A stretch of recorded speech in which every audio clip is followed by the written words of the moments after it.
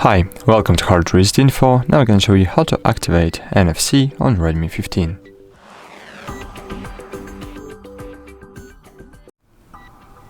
To do that, firstly you should open Control Panel, open it again, and if you don't see NFC button here on the Control Panel, just click on the Add-in button, find NFC here on the Grayscale tab, then press and hold NFC and move it to the upper part, to the white part of the control center, and click Done.